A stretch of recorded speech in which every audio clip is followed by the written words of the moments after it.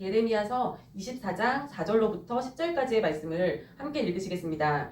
여호와의 말씀이 또 내게 임하니라. 이르시되 이스라엘의 하나님 여호와께서 이와 같이 말씀하시니라. 내가 이곳에서 옮겨 갈대아인의 땅에 이르게 한 유다 포로를 이 좋은 모압과 같이 잘 돌볼 것이라. 내가 그들을 돌아보아 좋게 하여 다시 이 땅으로 인도하여 세우고 허이지 아니하며 심고 뽑지 아니하겠고, 내가 여호와인 줄 아는 마음을 그들에게 주어서 그들이 전심으로 내게 돌아오게 하리니 그들은 내 백성이 되겠고 나는 그들의 하나님이 되리라. 여호와께서 이와 같이 말씀하시니라. 내가 유다의 왕 시드기야와 그 고관들과 예루살렘의 남은 자로서 이 땅에 남아있는 자와 애굽 땅에 사는 자들을 나빠서 먹을 수 없는 이 나쁜 무화과 같이 버리되 세상 모든 나라 가운데 흩어서 그들에게 환난을 당하게 할 것이며, 또 그들에게 내가 쫓아보낼 모든 곳에서 부끄러움을 당하게 하며 말거리가 되게 하며 조롱과 저주를 받게 할 것이며, 내가 칼과 기근과 전염병을 그들 가운데 보내 그들이 내가 그들과 그들의 조상들에게 준 땅에서 멸절하기까지 이르게 하리라 하시니라. 아멘. 예, 오늘은 개주 경기 선수처럼이라는 제목으로 말씀을 나누고자 합니다.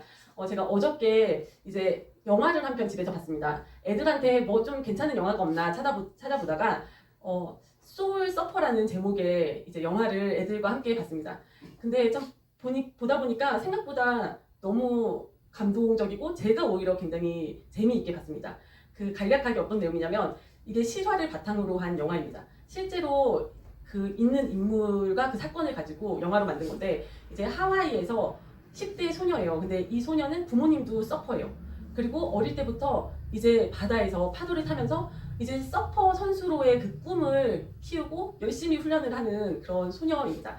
근데 이제 중요한 그 경기를 앞두고서는 이제 훈련을 받다가 바다에서 상어한테 한쪽 팔을 뜯어 먹혀요. 그래서 이 어깨 아래로는 팔 하나를 몽땅 잃어버리게 된 거예요. 기적적으로 참 살아난 게 기적이라고 할 정도로 참 죽을 뻔하다가 이제 살아났는데, 하지만 이 팔 한쪽을 완전히 잃게 된 겁니다. 근데 이 아이한테는 이제 서퍼로서의 그 삶이 가장 자기한테 중요한 건데, 이제 서핑은 이제 파도를 타고 하려면 균형이 가장 중요하대요. 근데 팔 한쪽이 없이는 그 서퍼로서 이제 파도 타고 하는 거는 참 힘든 일이라고 합니다. 근데 이 소녀가 이제 그 자기의 신체적인 그 약함을 이겨내는 거예요. 그리고 정신적으로도 이제 믿음으로 그걸 극복을 해내는 거예요. 그래서 다시 이제 재기를 하고 또 막 경기에 나가고 자기와의 싸움에서 이기고 막 이런 이야기를 담았습니다. 근데 그게 진짜 실제로 그런 소녀가 있어서 꽤 유명하다고 하더라고요. 그래서 이 영화를 안 봐도 그 소녀에 대해서는 알고 있는 분들이 많이 있는 것 같습니다. 근데 참 그 영화 중에 한 장면에 이제 교회 학교에서 그 교회 선생님이 그런 아이들한테 이제 가르치면서 그런 얘기를 하는 장면이 있었어요. 이제 스크린에다가 막 빨간색 막 굉장히 보석같이 반짝반짝거리는 보석 같은 화면을 딱 띄우고서는 이게 뭔 거 같냐 했더니 아이들이 막 보석 같다고 그러고 막 이런 대답을 해요. 근데 그것을 이제 굉장히 줌을 해가지고 봤던 거예요. 근데 그거를 적당한 거리를 띄워놓은 사진을 딱 보여주니까 파리의 눈알이었던 거예요. 그리고 또 다른 사진을 보여주는데 이건 뭔 거 같냐. 그래서 이제 학생들이 사람의 뇌인 것 같다. 뇌 사진 같아요. 막 이랬는데 그거를 또 거리를 딱 띄어서 사진을 보여주니까 그것이 호두였던 거예요. 호두. 그러면서 그 교회 학교 선생님이 하는 얘기가 참 우리 인생도 마찬가지인 것 같다. 적당한 거리를 떨어뜨려 놓고 바라볼 때는 참 그것이 무엇인지 전체적인 윤곽이 보이지만, 너무나 가까이서 그것을 바라보게 되면은 그것이 실체가 뭔지 보지 못할 때가 많은 것 같다. 그러면서 이제 우리가 살면서 때로는 어떤 이해되지 않는 어려움이 닥쳐오거나 어떤 난관을 만났을 때 왜 이런 일이 나에게 일어났을까? 그것이 당장은 이해가 되지 않지만 어느 정도 그것을 거리를 두고서는 바라봤을 때는 하나님의 뜻이 있는 거다. 뭐 이런 얘기를 해주는 장면이 나오거든요. 근데 참 제가 그 정명규 목사님 지난주 설교 올라온 거를 보면서 나무도 보고 숲도 보라 이런 설교가 올라와서 봤었어요. 근데 참 그렇구나. 우리가 숲을 봐야 되는구나. 우리가 근데 그게 참 쉽지가 않잖아요. 우리가 이 하루하루를 이렇게 살아가는 우리로서는 참 그 현실의 그 일에 매몰되기가 쉬운 것 같아요. 그거를 참 넓게 바라보면서 참 숲을 볼 수 있으려면 왜 이런 일이 펼쳐질까? 그 전체적인 윤곽을 파악하기 위해서는 참 하나님에 대한 하나님은 참 선하신 분이다라는 하나님에 대한 믿음이 있어야 되는 것 같습니다. 참 이해가 당장 되지 않지만 참 하나님이 선하신 분이고 우리에게 좋게 해주시는 그런 좋으신 분이라는 그 믿음을 가지고 그냥 묵묵히 그저 하루하루를 인내하면서 그냥 내게 주어진 삶을 참 하나님과 동행하며 살아내다 보면은 어느 날 이제 시간이 어느 정도 흐르고 나서 뒤를 돌아봤을 때는 아, 하나님의 그 뜻이, 깊으신 뜻이, 이렇게 선하신 뜻이 이렇게 있었구나, 내 인생에. 그것을 어렴풋하게 우리가 조금씩 느낄 수 있게 되는 것 같습니다. 그런데 또 제가 지난주에 그 김성일 작가라는 분의 그 공중의 학은 알고 있다라는 소설책을 또 지금 보고 있는 중입니다. 보고 있는데 참 감사하게도 하나님께서 이렇게 문화생활을 좀 하게 해주셔가지고 참 그 소설책을 보는데 그 책이 이제 소설이지만 성경에 있는 이야기를 바탕으로 또 작가의 그 작가적인 상상력을 좀 가미를 해서 재미나게 써내려간 소설이에요. 근데 이제 그 소설의 시대적인 배경이 이제 바벨론에 남유다가 바벨론에 이제 멸망당해서 포로로 끌려가고 막 이런 시절의 이야기예요. 근데 이제 우리가 성경으로도 막 그런 이야기를 읽어보기도 하고 막 설교 말씀을 듣기도 해서 내용을 알고 있지만 우리가 조금 성경으로 그걸 읽을 때는 어떻게 보면 좀 무미건조하게 읽게 됐던 것 같아요. 그래서 뭐 영화도 다큐멘터리 영화를 보면은 조금 그 정보 전달 위주니까 무미건조하잖아요. 근데 그것을 배우가 배역을 맡아가지고 그 역할을 막 연기를 하고 막 그의 그 심리적인 막 그런 갈등과 막 이런 걸 우리가 몰입을 해서 그 사람 입장이 돼서 막 그렇게 그 꾸며진 그런 영화를 보다 보면은 굉장히 우리가 더 입체적으로 그 바라보게 되고 또 더 우리가 감정을 이입해서 공감대를 형성하면서 막 볼 수 있듯이 이 소설이라는 게 참 아주 그런 면에서 굉장히 훌륭한 것 같아요. 그래서 참 이 성경이라는 어떻게 보면 좀 딱딱하게 느껴질 수 있는 것을 그렇게 재능 있으신 분이 막 너무 재밌는 소설로 이렇게 그려놓으니까 아주 막 입체적으로 너무 재밌게 흥미진진하게 또 그 주인공들의 그 주인공의 입장이 되어서 막 느끼면서 그걸 보게 되더라고요. 그래서 그 소설의 등장인물이 뭐 예레미야도 나오고 이제 에스겔도 나오고 다니엘도 나오고 막 이런 사람들이 그 주요 등장인물로 나오는 소설인 거예요. 근데 오늘 보신 말씀에서도 그렇지만 이제 예레미야 선지자가 이제 바벨론 멸망 직전에 선지자인 거예요. 바벨론한테 멸망당하기 직전에 선지자여서 이 예레미야 선지자가 계속 외쳐대는 거예요. 유다가 죄를 지어서 하나님 앞에 범죄하였기 때문에 하나님의 징계가 있을 거다. 그래서 바벨론한테 이제 멸망당하게 된다. 그런 거를 끊임없이 외치는 거예요. 그러면서 바벨론한테 이제 순순히 바벨론한테 이제 끌려가라는 거예요. 바벨론 치하 아래 들어가라는 그런 얘기를 하거든요. 예레미야 선지자가. 그때 참 인간적으로 보면 어떻게 보면 매국노인 거예요. 아니 이 백성들의 사기를 떨어뜨리고 막 적군이 와서 우리를 멸망시킬 거라는 그런 얘기를 하고 우리가 망할 거라는 얘기를 하고 그리고 거기에 대항하고 맞서서 싸우지 말고 그냥 순응을 해라 막 이런 식으로 얘기를 하니까 어떻게 보면 인간적으로는 굉장히 매국노예요. 얼마나 이 예레미야 선지자가 당시에 얼마나 핍박을 많이 당했을까. 그리고 얼마나 힘들었을까. 근데 오늘 이 읽으신 말씀에도 나오듯이 이 예레미야 선지자가 여러 번 이런 얘기를 하는데 오늘도 이제 하나님께서 그에게 이 두 광주리에 담긴 무화과 열매들을 보여주신 거예요. 근데 한 광주리에 담긴 무화과들은 너무 이제 싱싱하고 아주 좋은 무화과를 보여주시고 또 다른 한 광주리에 담긴 무화과는 보여주시면서 너무 나쁜 무화과를 보여주시는 거예요. 그러면서 하나님께서 말씀하시기를 그 바벨론한테 끌려가게 된 그 유다 포로들은 이 좋은 무화과 같이 하나님이 돌봐주시겠다는 거예요.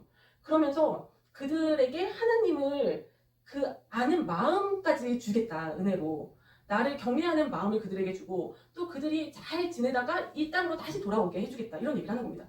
그러면서 이제 지금 바벨론의 수능에서 끌려가지 않고 이 유다 땅에 남아있는 자들과 그리고 바벨론과 막 대적해서 맞서서 싸우고자 하는 그런 자들과 또 바벨론을 피해서 자기 목숨을 보존하려고 애굽에 붙어서 애굽으로 도망가는 그런 자들한테는 이 나쁜 무화과처럼 하겠다 하시면서 내가 그들이 애굽으로 도망을 갈지라도 칼을 보내서 그들을 쫓아가게 할 거고 기근을 보내가지고 그들을 망하게 하리라 막 이러시는 거예요. 그래서 참 이게 언뜻 처음에는 이해가 안 되더라고요. 이해가 안 되고 왜 하나님께서 바벨론에 그냥 순응해서 가는 자들을 좋게 보시고 유다에 이렇게 남아서 어떻게 보면 적과 싸워서 이겨보려고 살아남아 보려고 막 하는 자들을 안 좋게 보셨을까 생각이 들었는데 보니까 참 다르더라고요. 이 두 부류가 다른 거예요. 이 바벨론에 그냥 순응을 해서 끌려가는 그 자들은 하나님을 이제 하나님께 순종하는 자들인 거죠. 자기들이 죄를 지었다는 것을 인정을 하는 거예요. 아, 우리가 진짜 하나님 앞에 범죄하였구나. 우리가 하나님 앞에 범죄하여서 하나님께서 우리한테 화가 나셨구나. 그래서 회초리를 드시고 징계를 하시는구나. 근데 그 회초리를 바벨론이라는 몽둥이를 사용을 하시는구나. 그러니까 바벨론을 그냥 적국, 바벨론으로 보는 것이 아니라 하나님의 징계로 받아들이는 거예요, 이 사람들은. 그래서 하나님, 우리의 아버지신 하나님께서 저렇게 화가 나셔서 징계를 하시는데 그 징계를 우리가 어떻습니까? 부모가 자식한테 너무 화가 났어요. 회초리를 들었어요. 그럼 자식들은 그 징계를 받아야 되지 않습니까? 묵묵히 그거에 순응을 해가지고 그 징계를 받아야 되는 거예요. 그래서 그 부모의 노여움이 풀어지실 때까지 우리가 잠자코 있어야 되는 겁니다. 잠자코 있으면서 그 징계를 받아들이고 부모님께서 이제 그 회초리를 거두실 때까지 우리가 기다려야 되는 거죠. 근데 부모님의 그 노가 아직 풀리지도 않았는데 회초리를 들고 계시는데 막 내가 그 회초리와 막 대적을 해서 싸우고 안 맞겠다고 그 회초리를 막아서고 그 회초리를 안 맞겠다고 옆집으로 도망을 가고 그것이 하나님께 불순종하는 거 아닙니까? 그리고 자기의 죄를 뉘우치지 않는 것입니다. 그래서 하나님께서는 이렇게 두 부류에 대해서 이렇게 좋은 무화과처럼 대하시고 또 나쁜 무화과처럼 대하셨던 것 같아요. 그래서 우리가 참 이것을 우리한테도 빗대 볼 때 우리나라가 지금 위기라고 하잖아요. 그리고 참 객관적으로도 보기에 위기인 것 같아요. 뭔가 참 큰 일을 눈앞에 두고 있는 상황인 것 같은데 너무 참 신기하게도 참 감사하게도 우리 교회는 하나님께서 참 미리 참 우리 교회를 정말 제가 아는 것만 해도 한 20년 전부터 이렇게 미국으로 이제 옮기고 계시고 근데 그런 것들이 참 처음 얼마 전까지만 해도 제가 조금 마음에 걸리는 게 있었어요. 왜냐면 저도 지금 이제 미국으로 가기 위해서 이제 준비를 하고 있지만 그러면서도 마음 한편으로는 이렇게 뭔가 나라의 위기 앞에 그것을 피한다는 것이 좀 비겁한 거 아닌가 이런 생각이 마음에 한켠으로 있었거든요. 이렇게 미국으로 간다는 게 약간 비겁한 거 아닌가. 근데 또 그런 위기를 맞닥뜨릴 그런 용기도 없으면서도 마음의 한편에 그런 생각이 있었어요. 근데 이렇게 그 소설책을 읽고 또 곰곰이 이 말씀을 보면서 생각을 하다 보니까 하나님께서는 항상 그러셨던 것 같아요. 항상 어떤 징계를 하실 때 하나님께 순종하는 자들을 미리 피할 길을 내주셨던 것 같아요. 미리 피할 길을 내주시고 징계를 하시기 전에 그러셨구나라는 생각이 들더라고요. 오늘 이 바벨론 포로 시절만 보시더라도 이 바벨론에 의해서 유대가 망하고 바벨론한테 짓밟히기 전에 정말 선지자들을 엄청 보내셨잖아요. 북이스라엘 멸망 시절부터 엄청난 선지자들을 계속 보내시면서 경고의 말씀을 하시고 권고를 주시고 막 가르치시고 하시면서 사람들을 막 일깨워 주셨어요. 깨우고 깨어나게 하신 것 같아요. 그리고 또 하나님께서 이렇게 피할 길을 주신 거예요. 하나님, 이것이 우리의 범죄함 때문에 하나님께서 화가 나셨구나. 하나님께서 우리를 징계하시구나. 그 부모의 회초리구나. 이거를 알아먹은 사람들은 그거에 순응을 해서 내가 묵묵히 잠자코 하나님의 징계를 받아야 되는구나. 그거를 순응을 한 거예요. 그런 사람들은 하나님께서 이제 당장에 그 떨어질 회초리를 피하게 이제 바벨론으로 포로로 끌려가게 하신 거예요. 그래서 그곳에서 하나님께서는 그 바벨론 땅에서 니네가 70년 동안 있을 거다. 그 이후에 내가 다시 이 땅으로 데려올 텐데 이 70년 동안 그 땅에서 니네들은 농사도 짓고 그 땅에서 나오는 곡식들을 소산물들을 먹고 그 땅에서 자녀를 낳아 키우고 그 땅에서 또 바벨론이 잘 되기를 빌어라. 그 바벨론이 잘 돼야지 그 안에서 살아가는 너희들도 잘 살 수 있다. 이런 말씀을 하신 거예요. 그러니까 참 이 하나님의 사랑이 너무 크시지 않습니까? 참 아버지 같은 사랑이신 거예요. 끝까지 정말 오랜 시간 동안 기다리고 참으시면서 깨우시고 돌아오게 하시고 회개하게 하시고 하시면서 이제 깨어난 사람들, 뉘우치는 사람들, 회개한 사람들, 하나님 앞에 돌아오는 사람들, 순종하는 사람들한테는 이렇게 피할 길을 내주셨더라고요. 그리고 또 이런 비슷한 일이 또 주후 70년경에도 있었습니다. 주 70년경에 이제 로마가 완전히 예루살렘을 짓밟아 버리고 예루살렘 성전을 완전히 돌 하나 안 남기고 싹 무너뜨린 그때가 주 70년인데 그때에 이제 유대인들이 대항을 했죠. 대항을 항전을 하고 전쟁을 하고 하는데 모든 성들이 다 함락이 됐어요. 근데 유일하게 마사다라고 하는 성이 이제 사해 바다의 사해의 남서쪽에 있는 성인데 완전 천혜의 요새인 거예요. 이 높은 산이고 그 위에는 또 평지고 그래서 거기는 완전 난공불락의 요새인데 완전 정말 천혜의 요새인 거예요. 거기에다가 이제 헤롯이 성을 아주 견고하게 건축을 해놔가지고 도저히 그 성은 함락을 시킬 수 없는 밖에서는 들어갈 수가 없는 성인 거예요. 근데 그곳에 이제 결사항전을 벌이는 이제 마지막 최후까지 정말 로마와 싸워서 우리 지켜내겠다 하는 사람들 한 1000명 정도가 그 산에 올라간 거예요. 열심 당원들 막 이런 사람들이 그 산에 올라가가지고 이제 3년을 버텼어요. 3년을 버텼는데 참 로마도 대단해요. 로마가 도저히 그 성을 밖에서 들어가서 함락시킬 수가 없으니까 그 성 옆으로 흙을 쌓아가지고 비탈길을 만든 거예요. 완전 그냥 정말 대단하죠, 로마도. 3년 동안 흙을 퍼날라가지고 그 요새로 올라가는 비탈길을 만들어서 드디어 함락을 시킵니다. 근데 그때 그 마사다에 남아있던 그 정말 최후의 항전을 벌였던 자들이 한 1000명 되는 사람들이 다 자결을 했어요. 스스로 목숨을 끊었습니다. 로마한테 죽느니 우리는 스스로 목숨을 끊겠다 하면서 아이들도 있었고 막 그런데 이제 스스로 다들 먼저 가족을 다 죽이고 남자들이 남아서 또 남자들 몇 명이서 다른 남자들을 다 죽이고 최후의 한 명은 불을 질러서 자결을 하고 이런 식으로 다 자결을 했다고 하더라고요. 근데 참 그것이 굉장히 정의로워 보이지만 우리가 다른 시각으로 볼 때 하나님께서는 그 전에 이제 그때가 주 70년이거든요. 근데 주 30년경에 이제 오순절 다락방에서 성령 세례를 받았던 크리스찬들, 기독교인들, 초기의 그 기독교인들은 주 30년경에 박해를 미리 받게 하셨어요. 로마에 의해서. 그래서 로마의 박해를 종교적인 그 탄압을 먼저 미리 받게 하시면서 그 교인들을 다 흩으셨잖아요. 그것도 어떻게 보면 하나님께서 미리 대피를 시키신 거예요. 하나님께서는. 성령 세례를 받았던 그 최초의 기독교인들, 예수님을 구주로 참 이제 받아들이고 또 성령을 받은 그 기독교인들을 핍박이라는 이름이었지만 핍박이라는 명목하에 대피를 다 시켜놓으신 거예요.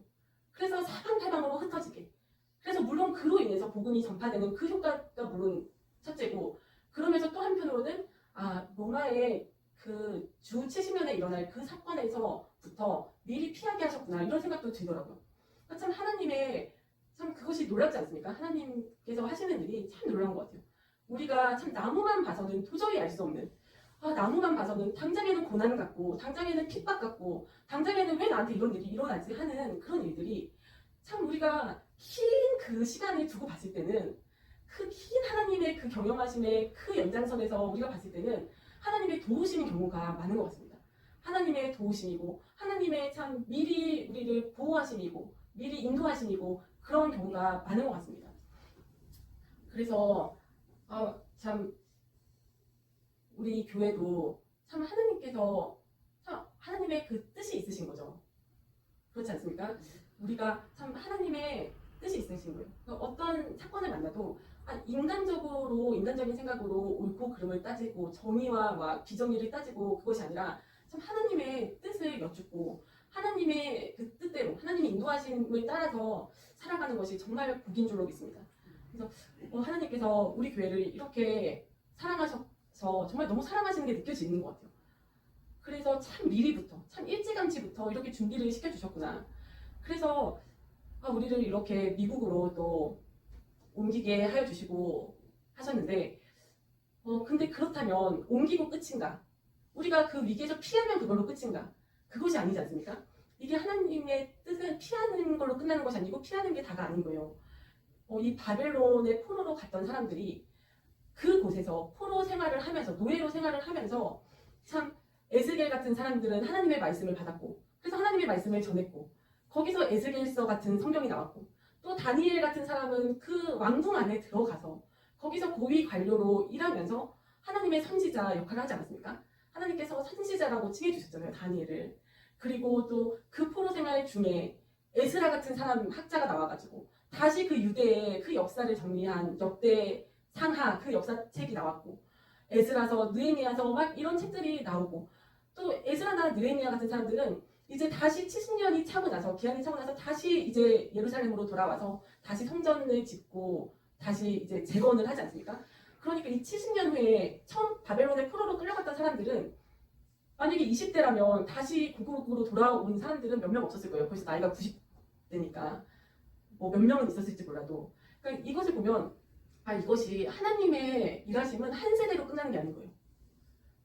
보니까 우리 인간은 조급해요. 인간은 많이 살아봤자 100살이니까 내가 뭔가를 해야 될 것 같으니까 조급한 거예요. 근데 하나님은 참 그 하나님의 길이와 높이와 넓이와 그걸 우리가 어찌 다 알겠냐마는 보니까 그런 것 같더라고요. 보니까 하나님은 정말 한 세대로 일하시지 않고 여러 세대에 걸쳐서 일하시는 경우도 많더라고요. 그렇죠? 그래서 참 아담과 하와가 범죄했을 때 이제 선악과를 따먹고 범죄했기 때문에 그거에 대해서 벌을 주신 것이 여자가 애를 낳는 고통을 해산의 고통을 주신 게 벌이었는데 어떻게 생각하면 그것이 벌이 아니라 이제 범죄를 하였기 때문에 죽음이 왔잖아요. 우리가 죽을 수밖에 없는 인생이 되었는데 하나님께서는 죽고 끝나면 안 되시는 거예요. 그러니까 대를 이어가게 하시려고 자녀를 낳게 해주신 거잖아요. 그러니까 우리가 참 이 미국 교회, 우리 교회가 할 일이 뭘까? 하나님께서 우리한테 주신 그 뜻이 뭘까? 우리만 특별한 해서 뭐 그런 건 아니지만 다른 교회들도 다 각자 특별한 사명이 있죠. 근데 우리 교회도 특별한 거예요. 특별한 사명이 있는 거예요. 다 알지 못하지만 우리가 알지 못하지만 하나님의 무슨 뜻이 있으신 거는 분명한 거예요. 우리를 그렇게 미국으로 옮기셔서 그걸로 끝이 아니라 우리가 해야 될 일이 있는 거예요. 그 하나님의 뜻이 있는 거예요. 그리고 또 한 가지 분명한 뜻은 우리가 참 우리 세대로 끝나지 않을 수가 있는 거예요. 우리의 사명이. 우리가 막 다 애쓰고 힘쓰고 참 달려갈 길을 다 달려가지만 참 이 계주 선수 같아요. 우리가. 계주 선수는 한 명이 처음부터 끝까지 뛰는 마라톤이 아니지 않습니까? 바톤을 들고 이어달리기가 이어달리기. 바톤을 들고 막 열심히 뛰어서 자기의 분량까지 다 뛰고 나서는 다음 타자한테 그 바톤을 딱 넘겨줘야 돼요. 근데 그 계주 이어달리기 경기를 보면은 가장 중요한 순간이 이 바톤을 넘겨주는 순간인 것 같아요. 이때 실수를 하게 되면은 굉장히 치명적이죠. 그러니까 이 바톤을 주는 사람도 철저하게 준비를 하고 바톤을 넘겨받는 사람도 굉장히 철저하게 준비를 하면서 받을 준비를 미리 하고 있어요. 그것처럼 우리도 이것이 계주 경기인 것 같아요. 그래서 참 자녀들 세대를 잘 키워야 되겠구나 이 생각이 한 번 더 들더라고요. 우리가 자녀들 참 각자 자기 자식은 또 부모의 책임이 가장 크고 첫째로 또 자기 자식뿐만 아니라 자기 자식이 아니라 또 공동체 안에서 자녀들을 다음 세대들을 잘 키워야 되고 잘 가르쳐야 되고 잘 훈련시켜야 되고 또 뭐 우리 안에서도 또 청년들이 이제 장가 가고 막 이러면서 자녀들을 또 많이 낳겠죠. 근데 또 새로 들어오시는 그런 새로 들어오는 분들 그런 분들과 또 새로 들어오는 또 다음 세대들을 잘 키우고 양육하고 훈련시키고 이것이 굉장히 중요할 것 같더라고요. 다른 사명이 뭐가 있을까? 이거는 아직 모르겠지만 참 한 가지 확실하게 분명한 것은 다음 세대를 정말 잘 키워야 되는구나. 잘 가르쳐야 되는구나. 믿음 안에서. 그래서 참 모세가 이 자기네 백성들을 이집트에서 끌고 나와서 광야를 가로질러서 가나안으로 들어가기 위해서 모세라는 한 사람이 먼저 광야로 나왔지 않습니까? 그의 나이 40살에 먼저 광야로 나와서 40년을 광야를 이제 광야에서 막 이제 양을 치고 막 이러면서 먼저 자기가 광야 훈련을 40년을 받은 거예요. 그래서 광야에 대해서라면 전문가가 되었겠죠.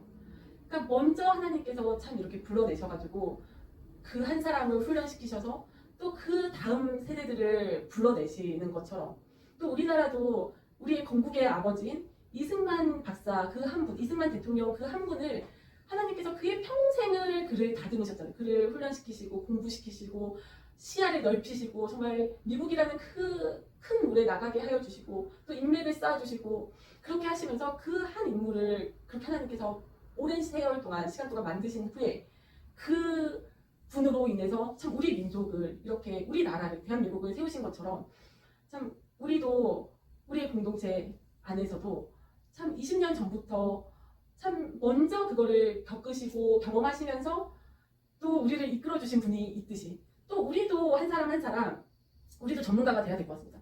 우리도 이 믿음 안에서 하나님에 대해서도 물론 첫 번째로 그것은 첫째 우선순위로 전문가가 되어야 되고 또 그뿐만 아니라 하나님께서는 교회 안에만 머무시는 분이 아니시지 않습니까? 하나님은 크신 분이세요. 이 전 세계를 다 관장하시는 분이시기 때문에 각자의 또 일터에서 직업에서도 전문가가 되고 그리하여서 우리가 또 다음 세대를 이끌어줄 때 내가 알아야지 또 이끌어줄 수 있잖아요. 내가 또 경험해야지 이끌어줄 수 있고.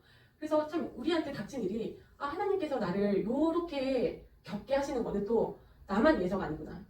나를 이렇게 가르쳐 주셔가지고 나를 이렇게 알게 해주셔서 나로 하여금 또 다른 사람을 도우라고 내가 이 일을 지금 겪고 있겠구나. 그런 안목도 가지면 좋을 것 같습니다. 그래서 우리가 참 너무 감사한 것뿐이죠. 뭐 하나님께 너무 감사한 것뿐이고 참 하나님의 그 역사가 너무 신비롭고 오묘하고 진짜 신묘막측하신 것 같습니다. 그래서 참 우리가 한 사람 한 사람 그 가운데 참 내 자리가 있다는 게 얼마나 감사합니까? 내 자리가 있다는 거 그걸로 감사하시고 또 우리가 서로 도와가면서 또 이 계주 경기를 아주 잘 했으면 좋겠습니다. 네, 아멘.